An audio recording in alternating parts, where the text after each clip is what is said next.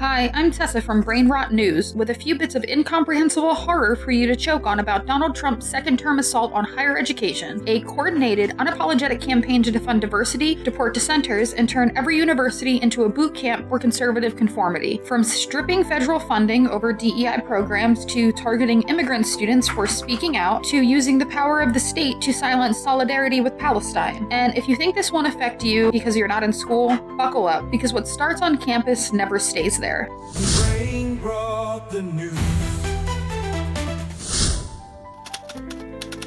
Part 1. Trump University goes federal. The second coming of Donald J. Trump is not just a rerun of 2016 with more indictments and fewer coherent sentences. No, the sequel is bigger, dumber, and far more dangerous. This time around, he's got a target painted directly on the groves of academia. Trump's second presidency has declared open season on American higher education, and he's coming for your campus with all of the grace of a tank rolling through a book fair. This isn't some culture war flare-up sparked by a Fox News segment about gender-neutral dorms. It's a full-scale, federalized siege, a methodical campaign to turn universities into ideological sweatshops where free thought is replaced with loyalty oaths and academic departments are rebranded as MAGA ministry outposts. Trump isn't just annoyed by liberal elites, he's coming for their classrooms, their funding, and their students. His administration is treating universities like insurgent territory to be pacified, not nurtured. And the goal? Strip education of its power to question, to challenge, to enlighten, and replace it with a top-down doctrine of obedience, fear, and patriotic ignorance. The same administration that treats woke as a slur now wants to redefine what students can think, say, and learn. At the heart of this operation is a simple mission: use the power of the state to force higher education into ideological submission. That means crushing dissent. That means punishing any idea to the left of Ronald Reagan's ghost. That means defunding the future until it fits neatly on a PragerU flash drive. For decades, colleges have been the places where the next generation of thinkers, scientists, activists, and artists were forged. They were messy, diverse, chaotic, and sometimes insufferable, but vital. They were places where questioning authority wasn't just tolerated, it was the whole point,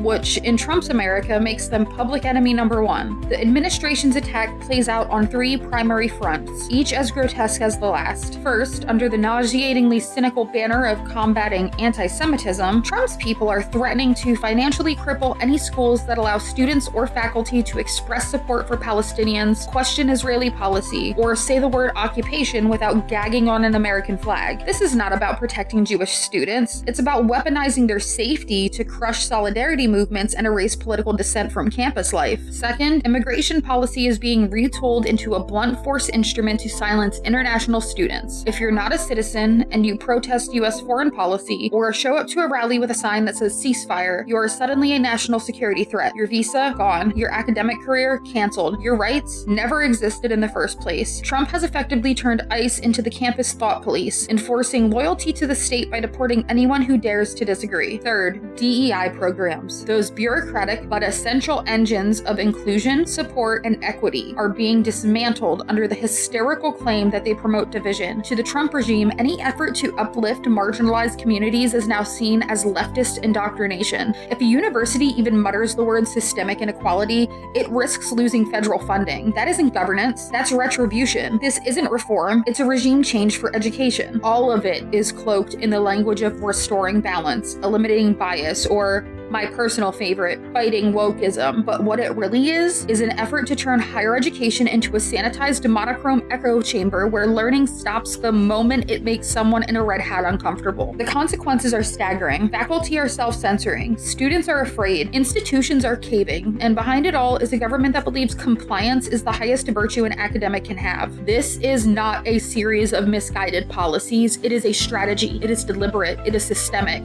It is fascistic. So what do? We fight. In the sections that follow, we'll drag this authoritarian agenda into the daylight, exposing its tools, its damage, and the fascists gleefully wielding both. We'll map out the stakes and the battle lines, and we'll make it clear that this fight is not just about education, it's about the soul of democracy itself. Because if we let Trump gut the universities, we're not just losing lecture halls, we're losing one of the last places in America where truth still has tenure. Part 2. Federal funding as a weapon.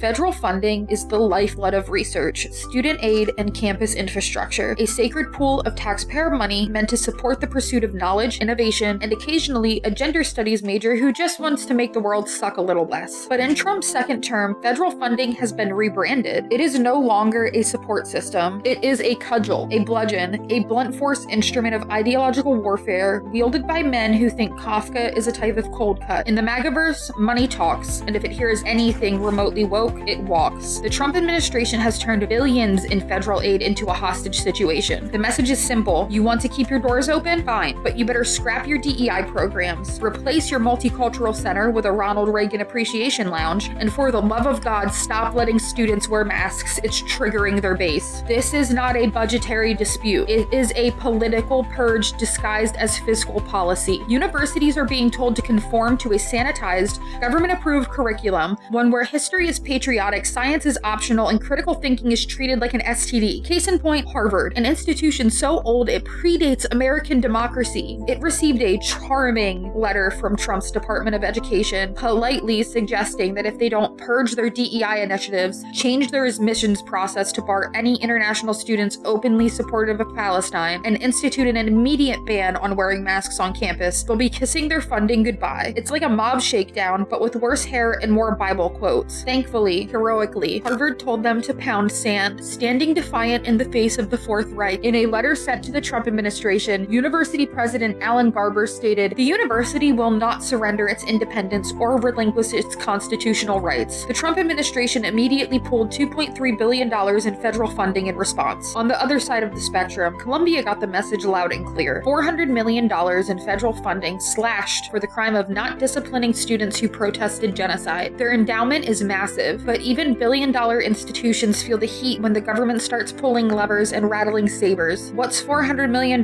between friends, right? Just enough to defund a few research labs, cut financial aid, and send a chilling message across academia. Free thought comes with a price tag. Columbia folded like a cheap suit, caving into the Trump administration's demands. This isn't just about elite Ivies, though. Public schools, public universities, community colleges, and state schools, they're all on the chopping block, in red states and battlegrounds. GOP governors are doing their best impression of Trump's tactics, threatening funding cuts for schools that refuse to parrot far-right talking points. Think no DEI, no BLM, and no teaching that slavery was bad unless it's followed by a PowerPoint on entrepreneurship. So what's the result? A chilling effect, colder than a tenured librarian's take on climate change. Faculty are censoring themselves. Administrators are folding like wet paper. Students are being surveilled, and suddenly, American campuses start to look less like places of learning and more like authoritarian playgrounds for sad little men with Senate seats and Twitter accounts. In addition, much of the war being waged against higher education is being done in the name of protecting Jewish students, which is funny considering the same administration gives speaking gigs to white nationalists, invites anti-Semites to dinner, and tolerates open fascists in Congress.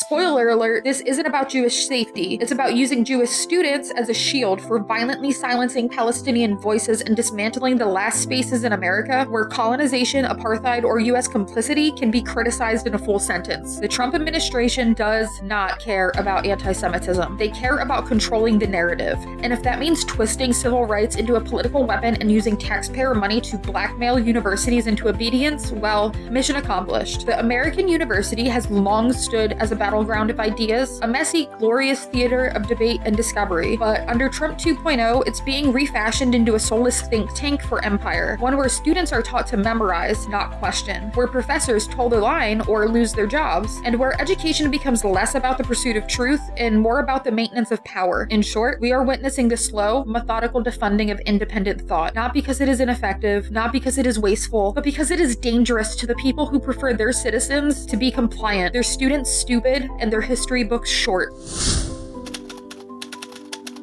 Part 3: The War Against Equity.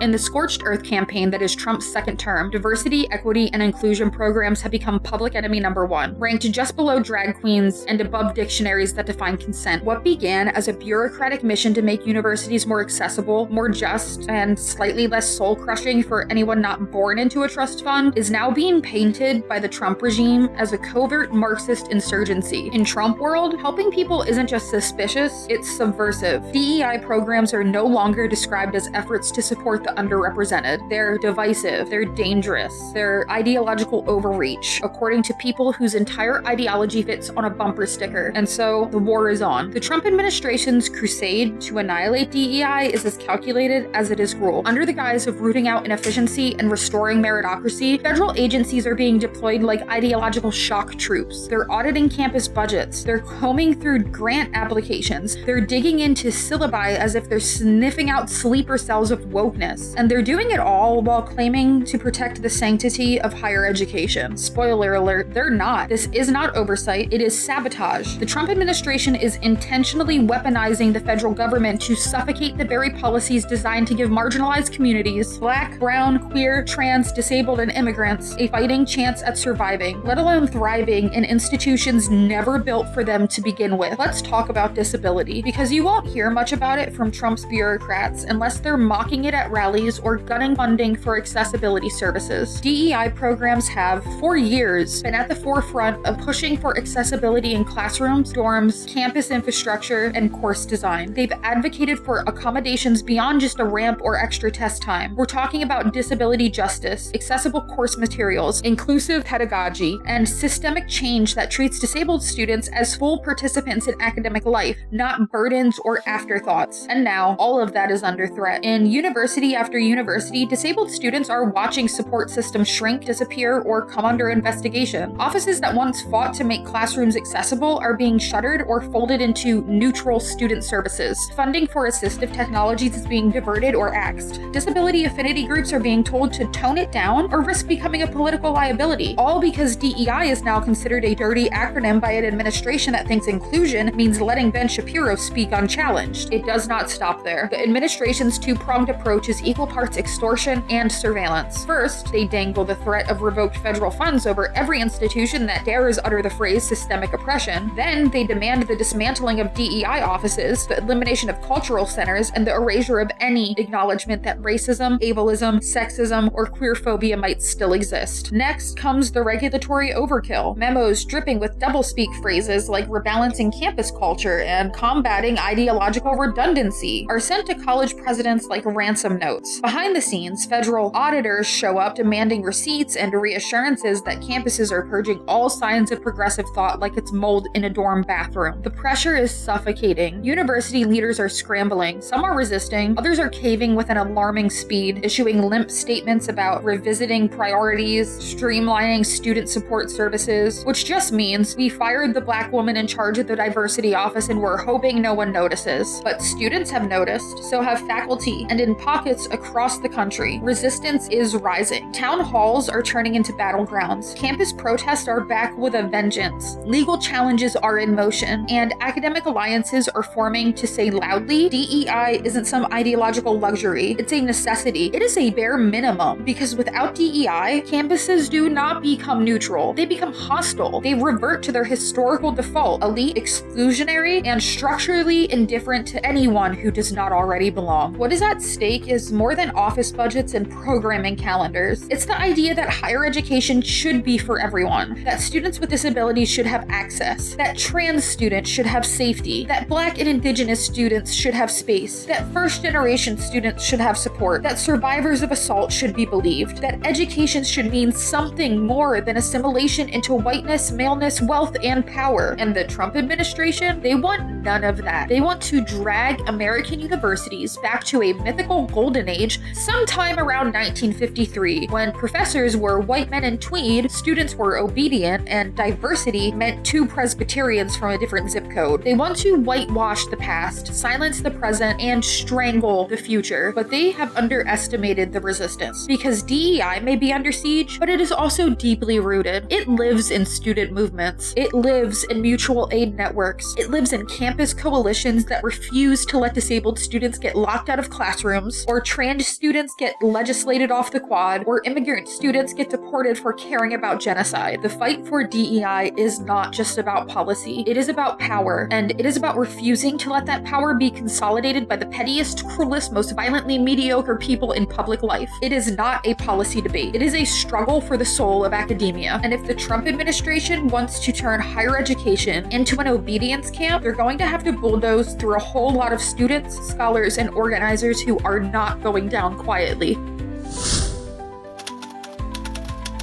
Part 4. The Weaponization of Immigration.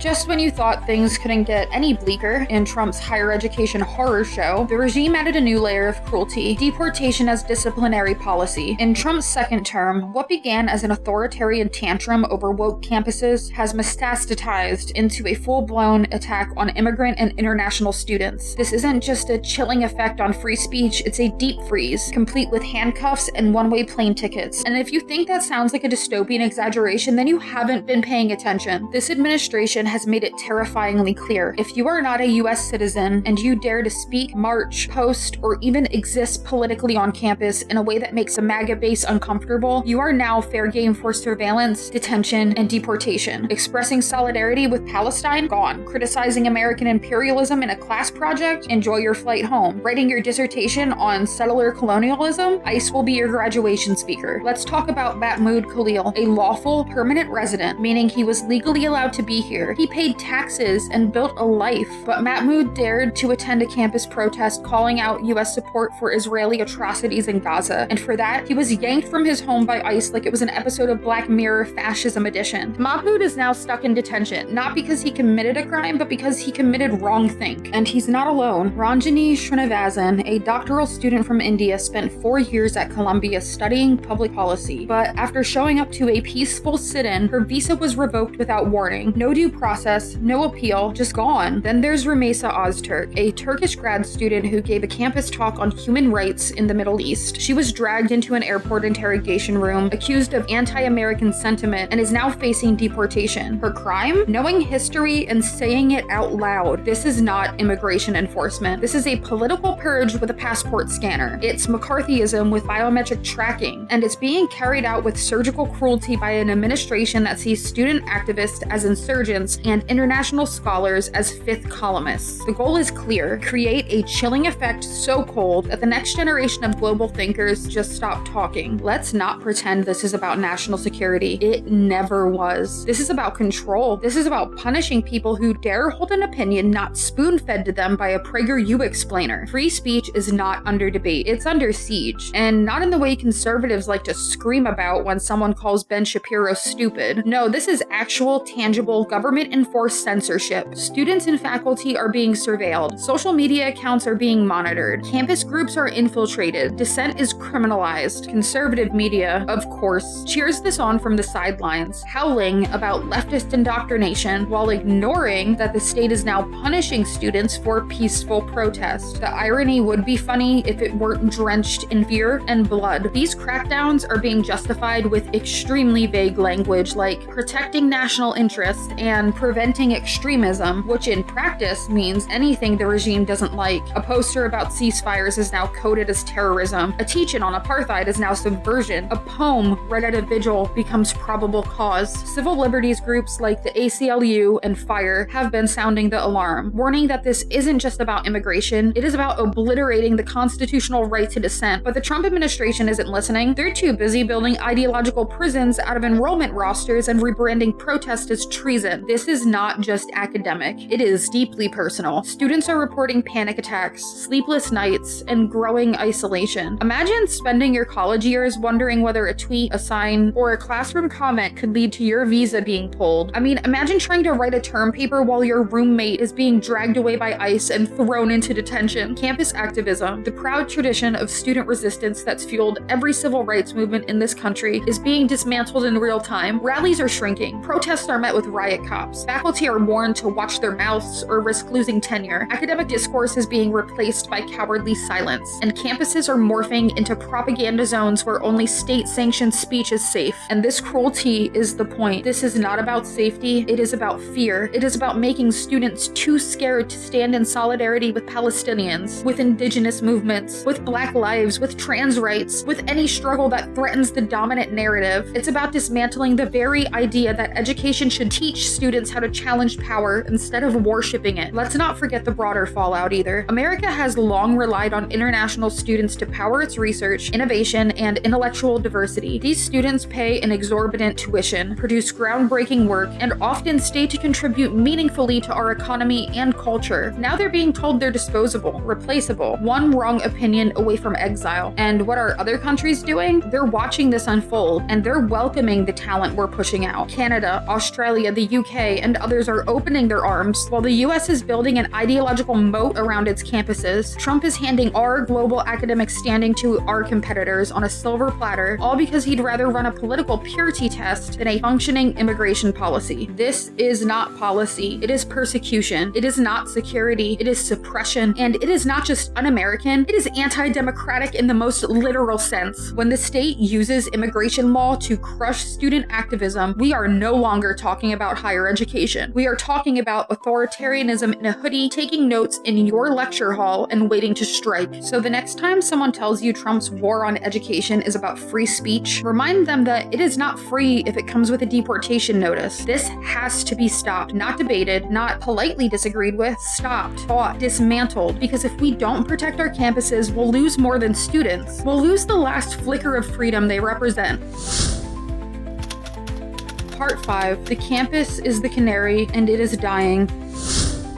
I am not sugarcoating this. What we're witnessing is not policy. It is authoritarian rot dressed in patriotic drag. Trump's second-term blitzkrieg on higher education is not a series of unfortunate missteps or bureaucratic mishandlings. It is a scorched earth campaign, surgical, strategic, and sadistic, designed to remake the American university in his image, fearful, obedient, and aggressively stupid. This isn't just about Harvard losing federal funding. This isn't just about Mahmoud Khalil sitting in a detention center for holding a protest sign. This is about a fundamental reshaping of what education is allowed to be in this country. Under this regime, universities have been turned into ideological battlegrounds where the price of academic integrity is financial ruin. The message is clear. You want federal dollars? Then shut up about Palestine, fire your DEI staff, cancel the Disability Justice Panel, and make sure your campus diversity ends with a photo on the brochure, not in the classroom. This is extortion at the national level. This is a mob boss in an oversized red tie threatening the intellectual soul of this country unless everyone plays by his rules or loses everything. And the result? A chilling wind blowing through every classroom, tenured professors watching their words, student activists watching their backs, university presidents watching the budget bleed out while federal agents comb through the syllabi for signs of empathy. Meanwhile, the right-wing media machine tells you this is about freedom from indoctrination. But that's not it. What they really want is a university where critical thinking means memorizing a PragerU video, and a history class ends at the founding fathers, preferably before they admitted owning people was wrong. What they fear most is not propaganda, it is progress. They fear a Palestinian student finding solidarity on campus. They fear a disabled student demanding access. They fear an LGBTQIA+ student challenging a system built to erase them. They fear students asking uncomfortable questions about American exceptionalism, colonialism, capitalism, and yeah, fascism. Because once people start asking those questions, the fragile mythology holding up this regime begins to collapse, and they know it. So what do?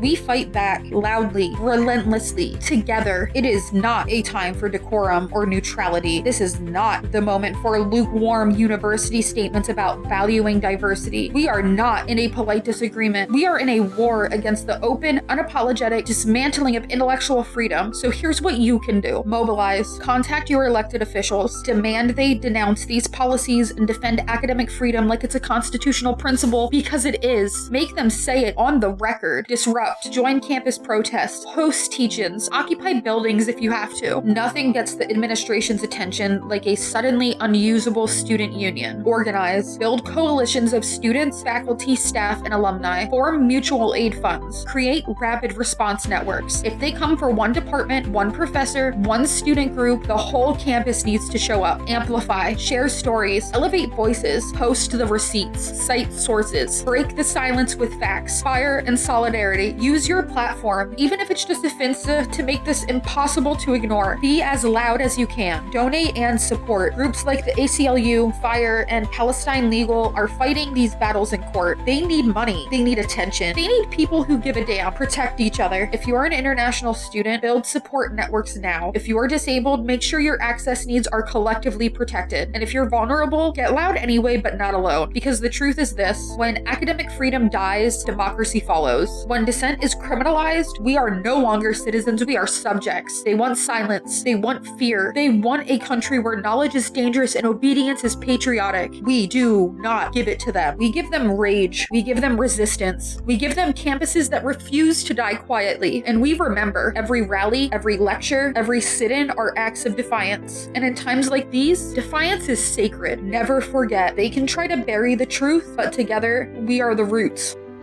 Thanks for watching Brainrot News. Like and subscribe before we're deported to a Salvadorian torture camp for wrong speak.